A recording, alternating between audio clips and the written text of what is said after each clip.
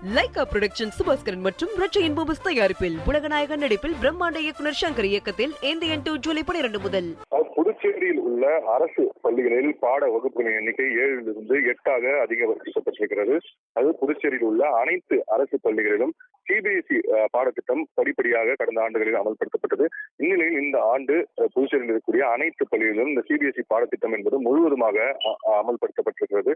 இதன் காரணமாக அந்த வகுப்புகளின் எண்ணிக்கையும் தற்போது அதிகரிக்கப்பட்டிருக்கிறது.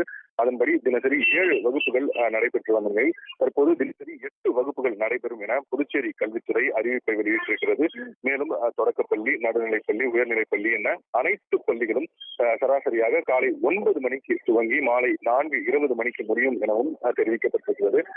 வழக்கமாக காலை 9:30 மணிக்கு பள்ளிகள் துவங்கும் நிலையில் இனி வரும் காலங்களில் 9 மணிக்கே பள்ளிகள் துவங்கும் எனவும் தெரிவிக்கப்பட்டிருக்கிறது.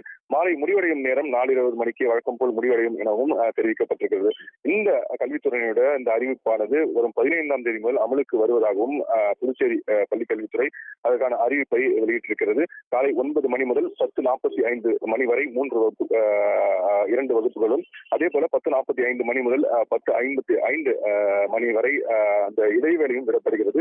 அதனைத் தொடர்ந்து 10:55 முதல் 12:25 வரை அந்த வகுப்புகள் 2 வகுப்புகள் நடைபெறுகிறது. தொடர்ந்து உணவு இடைவேளை, அதன் பிறகு 4 வகுப்புகள் என 4:20 மணிக்கு பள்ளிகள் முடிவடையும் என புதுச்சேரி கல்வித்துறை இதற்கான அறிவிப்பை வெளியிட்டிருக்கிறது.